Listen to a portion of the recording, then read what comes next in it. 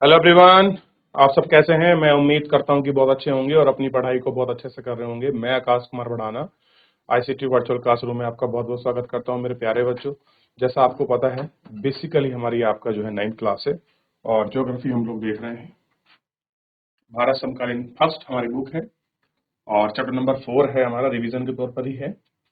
और कल हम लोग थोड़ा सा आपके इसके विषय में गौर करके आपका देख चुके थे कि भारत की जलवायु कैसी है, किस प्रकार की है, क्या क्या चीजें इसको इफेक्ट करती हैं। ठीक है। और इन सब पर हम लोगों ने गौर करके एक एक करके इन सबको आपका अच्छे से आपका देख लिया था और इन सब पर हमने बात भी कर ली थी।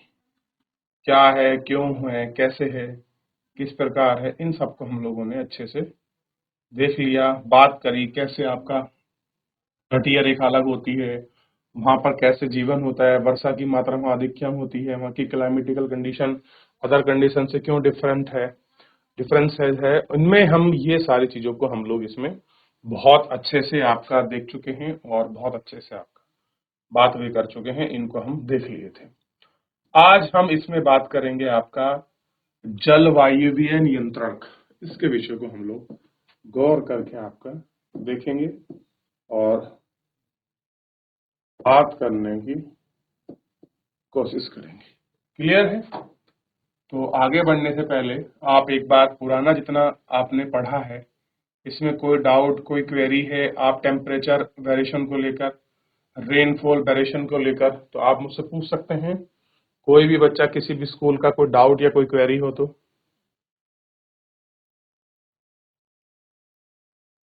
किसी भी क्षेत्र की जलवायु को नियंत्रित करने वाले 6 प्रमुख कारक हैं। कह रहे हैं कि कहीं की भी अगर आपको जलवायु को नियंत्रित करना है तो उसके 6 मुख्य कारक हैं। पहला है अक्षांश, तुंगता यानी कि ऊंचाई, एयर प्रेशर यानी कि वायु दाब, पवन तंत्र एयर सिस्टम, समुद्र से दूरी और महासागरीय धाराएं और उच्चावच के लक्षण। तो 6 ऐसे फैक्टर हैं जो आपके किसी भी जलवायु को नियंत्रित करते हैं। इन 6 फैक्टर के वेरिएशन से ही किसी जगह का क्लाइमेटिकल कंडीशन को डिसाइड किया जाता है कि वो किस अक्षांश में आता है, हाइट पर कितना है या हाइट पर नहीं है। तुंगता हम उसकी देखते हैं, एयर प्रेशर हम उसका देखते हैं और एयर प्रेशर के देखने के साथ हमें स्पष्ट होता है वहां का पवन संचरण क्या है, समुद्र से दूरी क्या है, महासागरीय धाराएं कोई करंट वरंट उसके पास हो तो नहीं निकल रही, या फिर आपका उच्चावच जो लक्षण है वो तो उसके पास नहीं है। इन सभी को हम लोग आपका गौर करके इनके में 6 फैक्टर के रूप में हम लोग इनको देखते हैं। और ये 6 ऐसे मेजर फैक्टर हैं जिनके आधार पर हम क्या करते हैं, किसी प्रदेश की जलवायु को नियंत्रण करते हैं या मेन जो इम्पोर्टेंट है ये रोल प्ले करते हैं। तो आपको लिखना चाहिए कि जलवायु को नियंत्रित करने वाले 6 प्रमुख कारक हैं।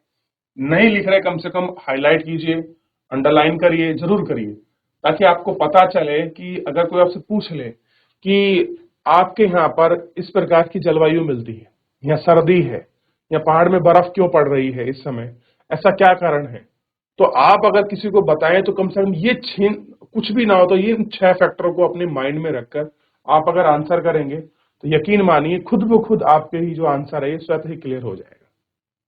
क्लियर है? तो ये 6 फैक्टर ऐसे इंपॉर्टेंट है। क्लियर है? आगे बढ़ते हैं।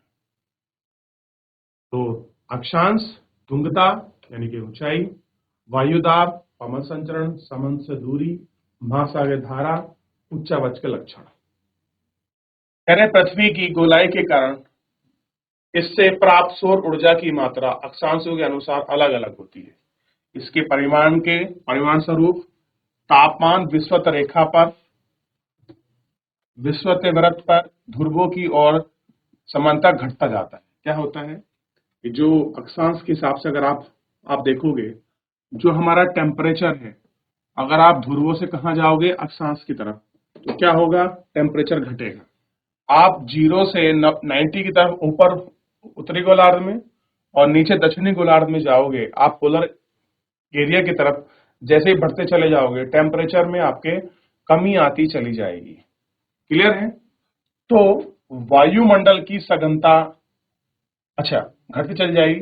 जब कोई व्यक्ति सतह से ऊंचाई की ओर जाता है कहां से? इस लेयर से, यानी कि क्षोभ मंडल से आप ऊपर की तरफ जाओगे, धरती से क्षोभ मंडल की तरफ जाओगे, तो वायुमंडल की सघनता कम होती जाती है। सघनता का मतलब है जो वायुमंडल में आपकी डेंसिटी बनी हुई है वो आपकी कम होती चली जाती है, तथा तापमान घटता जाता है। क्या होता है? जो तापमान है वो घटता जाता है, इसलिए पहाड़ी गर्मियों के मौसम में भी ठंडा रहता है। और ये कह रहे हैं यही कारण है कि जो पहाड़ी क्षेत्र है वो गर्मियों के मौसम में भी ठंडा रहता है, क्योंकि हाइट पर जाने पर हमारा टेम्परेचर कम होता है। उधर पोलर एरिया की तरफ जाने पर तो भी टेम्परेचर कैसा हो रहा है? आपका कम हो रहा है। क्लियर है? ये आपको ध्यान रखना है।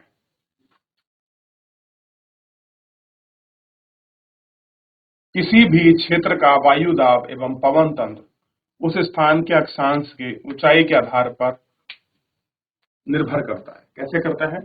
ऊंचाई के आधार पर आपका निर्भर करता है। इस प्रकार का तापमान और वर्षा के वितरण को प्रभावित करता है। ये सारी चीजें क्या हैं? आपका इन सबको आपका प्रभावित करती है। समुद्र का जलवायु का समकालीन प्रभाव पड़ता है। जैसे समुद्र से बढ़ती दूरी, यहाँ का कम प्रभाव,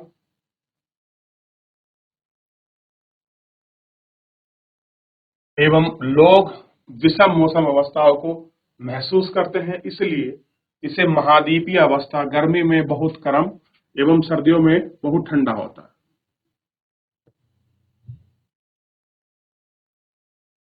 ठीक है? कह रहे महासागरीय धारा समुद्र के तट की ओर चलने वाली हवा है। महासागरीय धारा क्या है? समुद्र से तट की ओर चलती है। ये मान लीजिए ये आपका समुद्र है और ये आपका तट है, तो इधर को जो ये हवा चल रही है इस तरीके से, ये है आपका महासागरीय धारा। क्या है? महासागरीय धारा इनको कहा जाता है। उदाहरण के लिए कोई भी तटीय क्षेत्र जहां गर्म अथवा ठंडा जलधारा बहती है, वायु की दिशा समुद्र की तट की ओर हो जाती है, तब यह तट गर्म एवं ठंडा हो जाएगा। कैसा हो जाएगा? तटीय गर्म अथवा ठंडा जो है ये आपका हो सकता है या हो जाएगा। अतः अंत में किसी भी स्थान की जलवायु को निर्धारित करने में उच्चावच की भूमिका होती है।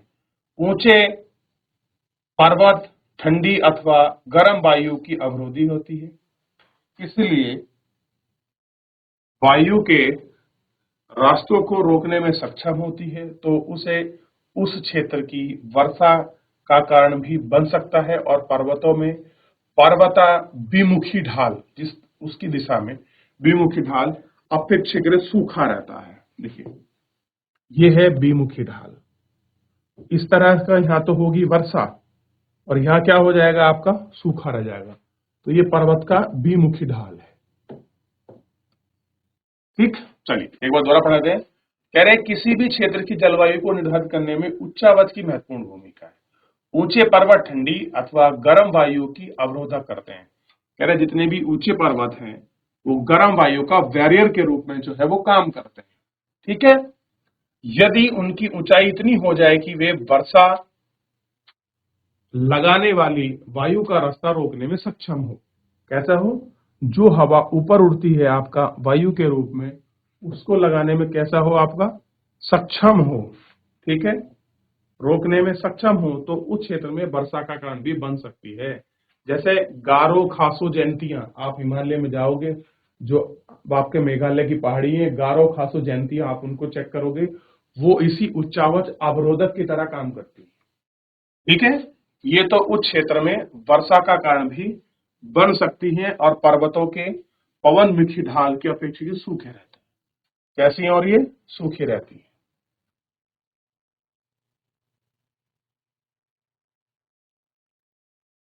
भारत की जलवायु को प्रभावित करने वाले कारक, यानी जो भारत है और उसकी जो आपकी जलवायु है उसको आपका प्रभावित करने वाले कौन कौन से कारक हैं, उन कारकों को हमको देखना है और उन कारकों को गौर करना है। कर्क वृत्त देश के मध्य भाग, पश्चिम में कच्छ के रण और वहां से लेकर गुजरात के मिजोरम से होकर जाती है। कह रहे अगर आप कर्क में आप देखोगे तो उत्तर पूर्व में का मिजोरम और त्रिपुरा से ही गुजरती है। कह रहे देश के मध्य भाग से गुजरती है, पश्चिम में कच्छ के रण से होकर, पूर्व में आपका मिजोरम तक होकर गुजरती है। बेसिकली कर्क रेखा भारत के 8 राज्यों से होकर गुजरती है। कौन कौन से राज्य हैं, आप उनमें गौर करोगे तो उन 8 राज्यों में आपको मिलेगा गुजरात, राजस्थान, मध्य प्रदेश, छत्तीसगढ़, झारखंड, त्रिपुरा, मिजोरम और वेस्ट बंगाल। क्लियर है। तो ये हमारे क्या है, 8 ऐसे राज्य हैं जहां से कर्क रेखा गुजरती है। कर्क रेखा वो रेखा है जो भारत को 2 बराबर भागों में बांटती है। क्लियर है। और ग्लोब में हमारे 23.5 डिग्री पर दिखाई देती है। देखिए ये हमारा ग्लोब है, ये हमारे 0 डिग्री, ये उत्तरी गोलार्ध, ये दक्षिणी गोलार्ध, यहाँ पर ये रेखा होती है, इसको बोलते हैं कर्क रेखा उत्तरी गोलार्ध में, और दक्षिणी गोलार्ध में यहाँ रेखा होती है, इसको बोलते हैं मकर रेखा। ये आपके दक्षिणी गोलार्ध में। तो यही जो आपकी रेखा है कर्क रेखा, ये भारत के इस तरह से बीचों बीच भाग से होकर गुजरती है। क्लियर है। ये आपको थोड़ा सा ध्यान रखना है, कहां से गुजरती है, बीचों बीच से होकर गुजरती है। ठीक, याद रहेगा इतना, कहां से गुजर रही है, बीचों बीच से होकर गुजरती है। देश का लगभग आधा भाग कर्क वृत्त के दक्षिण में स्थित है। कि जो आधा भाग है वो कहां है, जो हमारी कर्क रेखा है उसका वृत्त उसके दक्षिणी भाग में स्थित है। जो उष्ण कटिबंधीय क्षेत्र है, कैसा है, उष्ण मतलब होता है गर्म, कटिबंध माने होता है क्षेत्र, जोन। बेसिकली जोन को हम जो कटिबंध इसको जोन बोलते हैं। कर्क वृत्त के उत्तर में स्थित शेष भाग उपोष्ण कटिबंधीय है। कैसा है वाक्य, शेष भाग उपोष्ण कटिबंधीय है। इसलिए भारत की जलवायु में उष्ण कटिबंधीय जलवायु एवं उपोष्ण कटिबंधीय जलवायु दोनों की विशेषता उपस्थित होती है। क्या मिलती है, जो दोनों हैं इनकी जो विशेषता है वो बेसिकली हम लोगों को आपका देखने के लिए इसमें आपका मिल जाती है। ठीक, क्लियर रहेगा इतना, क्या मिलती है, दोनों की विशेषता हम लोगों को देखने के लिए मिल जाती है। क्योंकि नीचे का जो क्षेत्र है, देखिए मान लीजिए मैं आपको मैप दिखा दूं,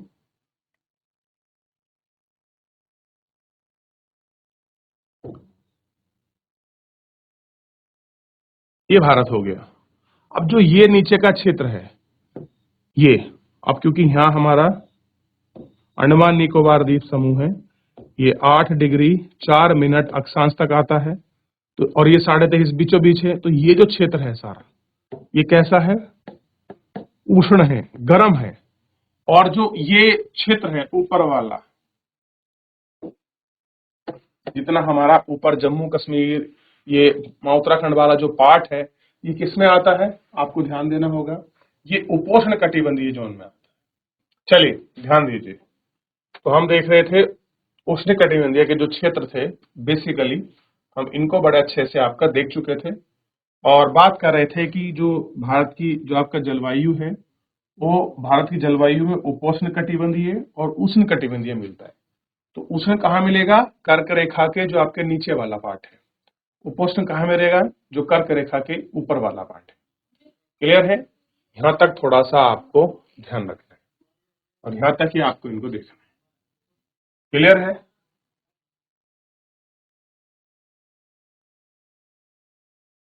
वो कह रहे हैं कि ऊंचाई, भारत के उत्तर में हिमालय पर्वत है और इसकी औसत ऊंचाई 6000 मीटर है। एवरेज हाइट की बात कर रहा है, तो एवरेज में आपका क्या आएगा, लघु हिमालय, शिवालिक हिमालय और महान हिमालय, तीनों की हाइट को इन्हें कंबाइन करके बता रखा है। याद रखिए कि शिवालिक की 1600 शुरू होती है और जो लघु हिमालय है वो ऊपर 2400 से जाती है और महान हिमालय की 2400 से ऊपर चली जाती है। क्लियर है। कह रहे कि जहां अधिकतम ऊंचाई 30 मीटर है, हिमालय में मध्य एशिया से आने वाली ठंडी हवाओं को भारतीय उपमहाद्वीप में प्रवेश करने से रोकता है। इन्हीं पर्वतों के कारण ये मध्य एशिया की तुलना में हमें कम ठंड पड़ती है। अगर आप भारत को अच्छे से स्टडी करोगे ना बेटा, तो जो हमारा बाप के हिमालय पर्वत है और तिब्बत वाला जो क्षेत्र है, अगर आप पीछे देखोगे तो साइबेरिया से आने वाली ठंडी हवा, क्लियर है, उन सारी ठंडी हवाओं को ऊपर क्या बना हुआ है, जहां हिमालय और आपका लद्दाख और कराकोरम श्रेणी जहां मिलती है वहां बोलते हैं आपका पमीर नोट, पमीर ग्रंथि।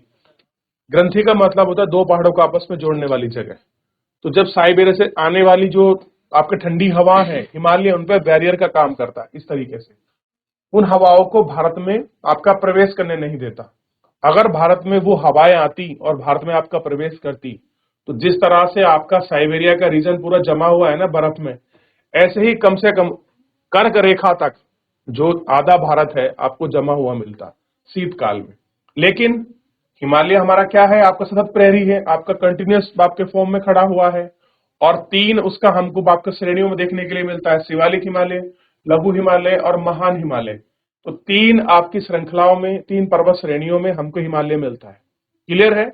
तो भारत की अगर आप कंडीशन को देखोगे तो तीन तरफ से वो आपका जल से घिरा हुआ है और चौथी तरफ से आपके हिमालय से घिरा हुआ है। उत्तर में क्या है? हिमालय है। ठीक है। और आप देखिएगा हिमालय जो हमारे यहाँ कंडीशन है, क्लाइमेटिक कंडीशन को हमने देखा कि कर्क रेखा भारत के बीचों बीच से गुजर रही है, बीचों बीच से गुजर रही है, यानी कि और भारत को दो बराबर भागों में बांट रही है। और जिस तरह का एक्चुअल हमारे यहाँ टेम्परेचर होना चाहिए कर्क रेखा के मुताबिक, वो नहीं है। रीजन है आपका उत्तर में आपका हिमालय का होना। ये इसका सबसे बड़ा रीजन है कि वहां उत्तर में हिमालय है, इस वजह से हमारे यहाँ क्या है कि ठंड का वो प्रकोप हमको देखने के लिए नहीं मिलता जो आपका मिडिल एशिया में आपका देखने के लिए मिलता है। क्लियर है? आप रशिया और आपका तिब्बत वाला बहुत सारा पार्ट आप उनको देखिए और चाइना का कुछ भाग को भी देखिए, जो वहां ठंडी हवा आती है वो उनको रोकता है इस प्रहरी की तरह। ठीक। और नीचे अगर आप भारत की स्थिति को देखोगे तो 8 डिग्री 4 मिनट के नियरेस्ट आपको अंडमान निकोबार द्वीप समूह मिलेगा। और आप देखते हैं इसलिए आपको पता लगेगा कि आप इस समय पहुंच जाइए केरला में, अंडमान निकोबार द्वीप समूह, वहां कोई सर्दी का एहसास ही नहीं है। वहां क्या है? वहां आपको गर्मी मिलेगी। आप बॉम्बे में चले जाइए, बॉम्बे का मौसम कैसा है? वो समुद्र के कारण है वहां का। तो मैंने आपको कल भी बताया था किसी भी जगह का आपका अगर कोई आपकी जलवायु है तो उसके लिए क्या क्या चीजें आपको वेरी करते हैं। और आज भी मैंने आपको बताया कि किसी भी स्थान की जलवायु के लिए 6 सबसे महत्वपूर्ण फैक्टर हैं जो आपका रोल प्ले करते हैं किसी भी आपका जलवायु को होने या उसकी उस कंडीशन में होने जैसी स्थिति में। वो 6 फैक्टर सबसे ज्यादा आपका महत्वपूर्ण है। अब उन फैक्टरों में से एक सबसे बड़ा महत्वपूर्ण फैक्टर को भी आप ध्यान दीजिए, वायु दाब। क्लियर है? देखिए हवा की खासियत है, हवा हमेशा हाई प्रेशर से लो प्रेशर की ओर चलती है। कहां चलती है? ध्यान दीजिए, हाई प्रेशर से कहां चलेगी? लो प्रेशर की तरफ चलती है। ध्यान रखिए, आप देखिए हाई प्रेशर लो प्रेशर कहां बनेगा। सबसे पहले इसको समझ लीजिए दिमाग में, जहां पर टेम्परेचर कम होगा तापमान कैसा होगा? कम होगा। देखिए अगर मैं इस तरह से लिख रहा हूं एरो लगाकर, तो यानी कि इसका मतलब है टेम्परेचर कम है। और अगर टी को इस तरह से लिखता हूं आपका T4 टेम्परेचर, और मैंने इस तरह से लिखा तो टेम्परेचर ज्यादा होगा। ये ज्योग्राफी की भाषा में हम ऐसे लिख लेते हैं, साइन बनाकर, प्लस माइनस नहीं करते, इस तरह से। जहां पर आपका टेम्परेचर कम होगा वहां प्रेशर ज्यादा होगा, और जहां पर आपका टेम्परेचर, एक में ध्यान दीजिए बच्चों, जहां पर टेम्परेचर कम होगा वहां प्रेशर कैसा होगा? ज्यादा। और जहां पर आपका टेम्परेचर ज्यादा होगा वहां आपका प्रेशर कम होगा। आप पहाड़ों में देखिए, आप आम समझिए, वहां क्या होता है? टेम्परेचर कम रहता है तो वहां क्या रहता है? प्रेशर बहुत ज्यादा है। और जो आपके मैदानी क्षेत्र हैं वहां पर क्या होता है? बेसिकली आपका वहां टेम्परेचर ज्यादा होता है, वो आपका प्रेशर कम होता है। इसलिए आप देखते हैं कि जब भी एकदम से मौसम क्यों बनता है?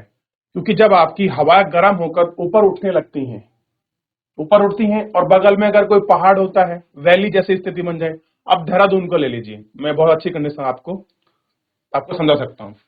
देहरादून का टेम्परेचर कैसा होता है? ज्यादा होता है। टेम्परेचर ज्यादा है यानी कि आपका प्रेशर कम है, सीधा अपोजिट है एक दूसरे के। टेम्परेचर ज्यादा तो प्रेशर कम। वहीं आप मसूरी की स्थिति को देखिए, वहां टेम्परेचर कैसा है? कम है, और प्रेशर कैसा है? अधिक है। तो अब क्या है? हवाओं की गति क्या है? हाई प्रेशर से लो प्रेशर की तरफ। तो जो पहाड़ की मसूरी की हवाएं वो कहां चलने लगती हैं? देहरादून की तरफ चलने लगती हैं, क्योंकि वो खाली स्थान को भरने के लिए आती हैं। कैसे आती है? खाली स्थान को भरने के लिए। आप देखिए, आप किसी शीट पर हाथ लगाएंगे तो वो आपका पीछे चली जाएगी। क्यों? उस पर आपने उसका प्रेशर लगाया। अगर वो चीज कोई पीछे नहीं गई, इसका क्या कारण है कि उसका प्रेशर इतना है कि वो आपके प्रेशर को झेल सकती है। तो हवाएं कहां चल रही हैं आपका? High pressure to low pressure की तरफ। और इनका हाई प्रेशर और लो प्रेशर बनने का क्या कारण है? टेम्परेचर का वेरिएशन। जहां पर टेम्परेचर ज्यादा होगा वहां आपका लो प्रेशर बनेगा। तो ऐसे करके भी आप इनको लिख लीजिए, मैं आपको दिखाता हूं कैसे, अगर आपको ध्यान रहे थोड़ा सा वो आपको लिखने के पर्पज में। हाई प्रेशर कहां बनेगा? जहां पर आपका टेम्परेचर कम होगा। तो एक कंडीशन तो ये हो गई। और आपका लो प्रेशर कहां बनेगा? जहां पर आपका टेम्परेचर ज्यादा होगा। ठीक है। और हवाओं की दिशा आप जानते हैं, high pressure to low pressure चलती है। ये आप ऐसे लिख लीजिए, high pressure to low pressure. उच्च दाब से निम्न वायु दाब की तरफ हवाओं की हमेशा गति रहती है। ठीक है। और यही कारण है स्थलीय समीर चलने का और समुद्रीय समीर चलने का। अगर ये कॉन्सेप्ट क्लियर रहेगा तो कहीं भी हवा को देख लीजिए आप, ये कंडीशन आपका वेरी करेगी। ठीक है। तो हाई प्रेशर कहां होगा? जहां पर टेम्परेचर कम होगा। लो प्रेशर कहां होगा? जहां पर टेम्परेचर ज्यादा होगा। और हवा कहां चलती है? जो आपकी पवन है, तो पवन चलने की गति है high pressure to low pressure. ठीक है जी, इतना देख लिया आपने।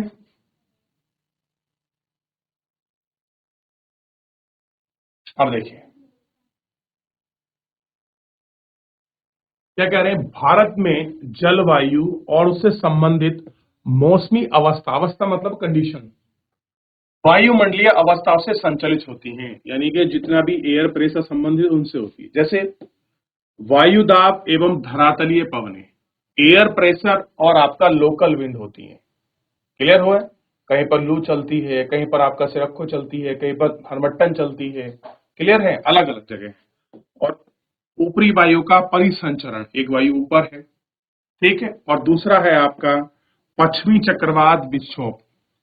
पश्चिमी चक्रवातीय विक्षोभ, इनको भी पढ़ेंगे हम। आपका जो साउथ आपका वेस्टर्लेंस कैसे होता है, दक्षिणी जो आपके चक्रवात आते हैं उनका कैसे इफेक्ट होता है हमारी क्लाइमेट पर, कैसे वो हमारे यहाँ वर्षा के फैक्टर के रूप में काम करते हैं, या कैसे वो हमारी जलवायु को आपका प्रभावित करते हैं।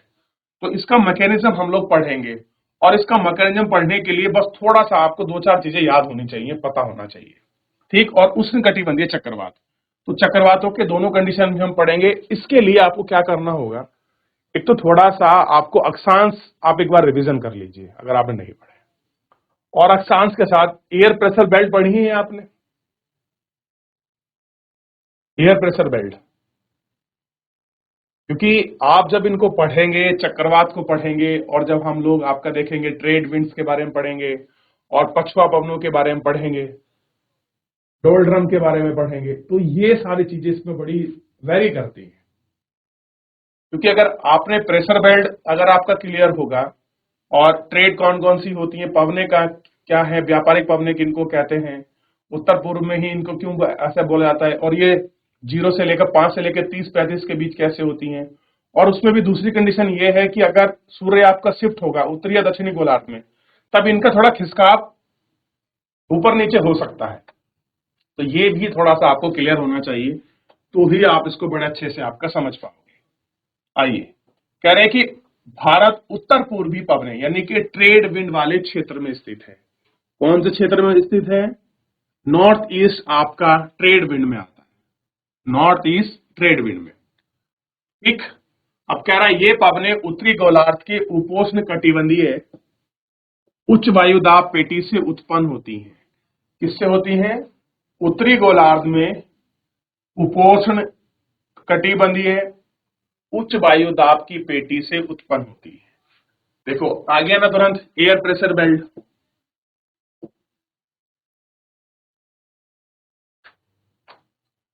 ये दक्षिण की ओर बहती हैं, कॉरियोलिस बल। अच्छा, अब आप कौन बच्चा बताएगा कॉरियोलिस बल क्या होता है? एक कॉर्लियस बल है, एक अपकेंद्रीय बल है। ये पृथ्वी के दो बल होते हैं।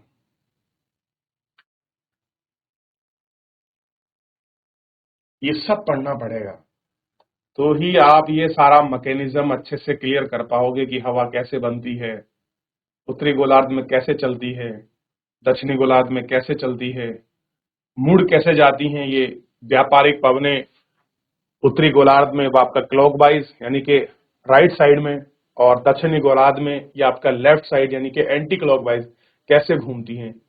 ये सारी चीजें आपको अपकेंद्रीय बल, कॉर्लियस बल के कारण आपको पता होगा। क्लियर हो गया? तभी आपने पढ़ा होगा फेरल का नियम, कि क्या कहते हैं फेरल महोदय? फेरल महोदय इनके विषय में बोलते हैं, हवाओं के विषय में, कि आप अगर किसी लाइन पर खड़ा कर दिया जाए तो हवा उत्तरी आपके जो सीधा हाथ है दाहिने हाथ में कहां मुड़ जाती है? Right side. और दक्षिणी गोलार्ध में कहां मुड़ जाती हैं? बाएं यानी कि लेफ्ट साइड मुड़ जाती है। तो इसी को मैंने आपको क्लॉकवाइज और एंटी क्लॉकवाइज कह के आपको बताया है। क्लियर है? कोई नहीं, थोड़ा सा निकलेगा ऊपर से, ऐसी कोई बात नहीं है। ये ज्योग्राफी है बेटा, ये साइंस से भी टफ होती है। हम सोचते हैं ना मैथ कब आपका इंटीग्रेशन कर लेंगे, समीकरण लगा देंगे, ए बराबर कुछ भी लगा के, अब आपको फिजिक्स है, चलो कुछ सूत्र रख दिया, लेंस है कॉनकेव कॉन्वेक्स, ये उससे भी टफ है। जब आप पढ़ोगे ऐसा लगेगा मैथ बड़ा आसान है इसके साथ, बस फॉर्मूला लगाना है और मल्टीपल कुछ करते जाना है। हो सकता है बड़े आराम से हो जाए, फैक्टर याद करने होते हैं, लेकिन इसमें तो कॉन्सेप्ट याद रखने होते हैं। एक भी कॉन्सेप्ट दाएं बाएं हिला तो हवा जो आपका 30 डिग्री पर जाने वाली थी वो 35 पे चली जाएगी, और 35 पे चली गई तो आप बारिश कराना चाह रहे हैं 30 पे 40 पे हो जाएगी। क्लियर है? फिर क्लियर नहीं होगा। तो थोड़ा सा आपको ध्यान रखना है, थोड़ा सा, बिल्कुल आप ऐसा नहीं है कि कुछ भी नहीं हो सकता। बहुत अच्छा है, बहुत आसान है, बस आप प्रॉपर तरीके से कंसिस्टेंट बना के रखिए, सारी चीजें क्लियर हो जाएंगी। तो आज तुम्हें कुछ थोड़ा थोड़ा क्या करना है, घर पर जाकर कुछ काम करना है। जैसे अब आप लोग क्या करें, थोड़ा सा व्यापारिक पवनों के बारे में पढ़िए कि व्यापारिक पवनें क्या होती हैं। लिख लीजिए, पढ़ लीजिए, थोड़ा सा आप लोग पढ़ के आइए, ताकि मैं पूरा मैकेनिज्म समझाऊं तो आपको समझ आए कि हाँ भैया कुछ है ट्रेड विंड, ऐसे नहीं हवा ही नहीं है बस सारी। लिख ले बेटा, आप भी लिख लें। तो एक थोड़ा सा व्यापारिक पवनों के विषय में एक बार थोड़ा सा आप लोग पढ़ के आइए कि व्यापारिक पवनें क्या है, कहाँ होती हैं, कैसे कैसे है। थोड़ा सा आप देखिए प्रेशर बेल्ट के विषय में, ठीक है। और तीसरा देखिएगा कोरोलियस बल,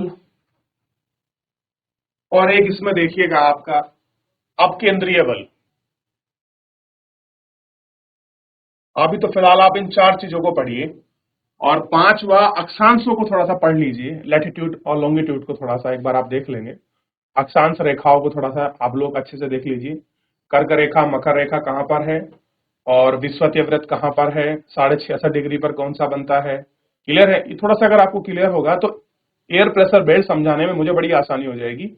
और दूसरा, हवाओं की दिशा घर मुड़ कैसे रही है, हवा 0 डिग्री से कैसे ऊपर उड़ती है, फिर ये कैसे आपका 30 की तरफ बैठती हैं, फिर वही हवा आपका 30 बनकर कैसे आपका ट्रेड विंड के रूप में तब कन्वर्ट होती हैं। क्लियर है? फिर 30 से लेके जो 66 के बीच का आपका दूरी है, 60 तक या 66 तक, 60 तक मान लीजिए, फिर कैसे ये हवा इस तरीके से आपके पोलर एरियाज की आने वाली हवा और ये आने वाली हवा आपस में मिलती है, फिर नीचे बैठती हैं, फिर उठती हैं, इस तरह से सेल बनाती हैं। क्लियर है? तो शायद इसमें है नहीं, मुझे पता नहीं, हेडली सेल के विषय में आप पढ़ोगे। क्लियर है? तो ये सारी चीजें मैं आपको क्लियर कर दूंगा, इतना कोई विषय है नहीं। तो एक तो साथ में आपको ये चीजें ध्यान रखनी है, और आपका लो प्रेशर हायर प्रेशर कैसे बनता है। कहीं पर अगर मैंने कह दी हवा चल रही है, और हवा चली आपका स्थल से आपका कहां चली, समुद्र की ओर, तो आपको क्लियर होना चाहिए अगर हवा स्थल से समुद्र की ओर चल रही है, यानी कि इस समय समुद्र का टेम्परेचर ज्यादा है, और किसका कम है, आपका धरती का, लैंड का। तो ये सारे वेरिएशन आपको क्लियर हो जाएंगे, क्योंकि अगर आप प्रेशर पर आप लोगों का अच्छे से पकड़ है कि भैया हाई प्रेशर है यानी कि टेम्परेचर कम हो रहा है, कम हो रहा है यानी कि हवा कहां से जाएंगी, आपका लैंड से होकर जाएंगी।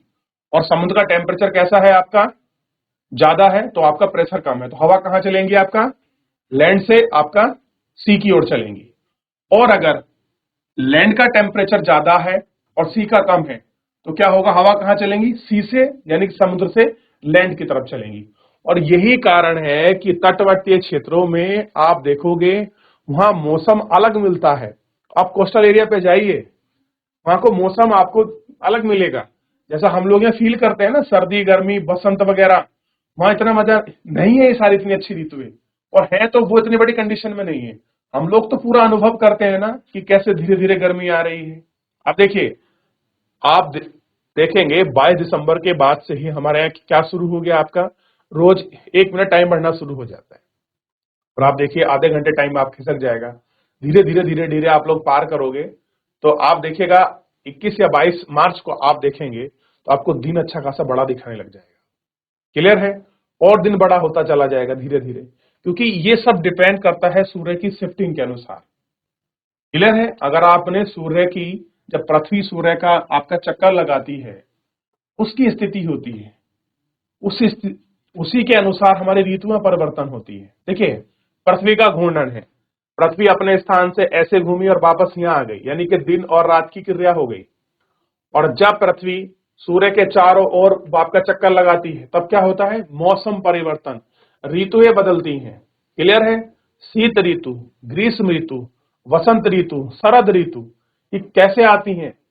ये सब आपका पृथ्वी का सूर्य के चारों ओर परिक्रमण करने की वजह से ही आती है। एक दैनिक गति है, यानी कि जो रोज घूम रही, जिससे हमारा आपका दिन रात हो रहे हैं। एक है जो आपका साल भर में पूरे सूर्य का चक्कर लगा रही है, जिससे हमारा मौसम बदल रहा है। क्लियर है? तो ये सारी चीजें इस वाले फैक्टर में आपको जोड़कर पढ़नी है, पूरी चीजें क्लियर होनी चाहिए धीरे धीरे। और नहीं भी है तो अगर आपने छोटा मोटा भी पढ़ा है तो आपको ये नहीं लगेगा कि हाँ ऐसा कुछ नहीं हो रहा है। ठीक है? तो इस पर हम लोग आपका अच्छे से गौर करके पढ़ेंगे। एयर प्रेशर बेल्ट, फिर आप कहोगे, अब देखिए परिभाषा तो यहां लिखी है लेकिन आप थोड़ा अच्छे से देखिए है क्या कोलेस्ट्रॉल। उसके बाद आप कहेंगे कि सर ये जेट स्ट्रीम क्या है, जेट धारा क्या है, ये कौन सी हवाएं हैं जो आपकी चल रही हैं, और वेस्टर्नली आपका डिस्टर्बेंस क्या है, पश्चिमी विक्षोभ आता कैसे है। बेसिकली अभी पढ़ रहे थे ना,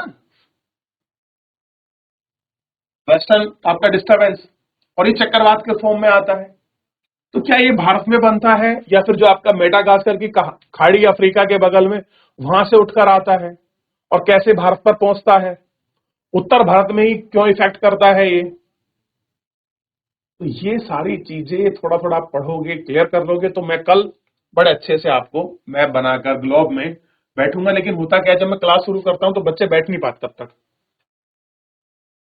और जब आते हो तो समय कम हो जाता है। तो कल टाइम से आइए, मैं कल सारा आपको, आज कल और परसों 2 दिन में मैं सारी चीजें, ये जेट वगैरह सब क्लियर कर दूंगा, और आप उनको प्रॉपर समझ लीजिए, नोट डाउन कर लीजिए। कभी भी आप ग्रेजुएशन करें, पोस्ट ग्रेजुएशन करें, आप ना तो बेल्टों को भूलेंगे, ना हवा क्या चलती उसको भूलेंगे, एयर प्रेशर, ये जेट स्ट्रीम वगैरह क्या होती है, इनके विषय में आप कुछ नहीं भूलोगे। बस क्या है, रिविजन करते रहना हल्के हल्के। तो फिलहाल आज का जो हमारा ये आपका लेक्चर है, हम इसको यहीं समाप्त करेंगे। मिलेंगे नेक्स्ट लेक्चर में, तब तक अपना ध्यान रखिए, स्वस्थ रहिए। जो चीजें आपको बताइए आप उनका एक बार घर जाकर गूगल वगैरह से, कहीं भी जहां से भी आपको सोर्स है, आप उनसे पढ़ लीजिए। धन्यवाद।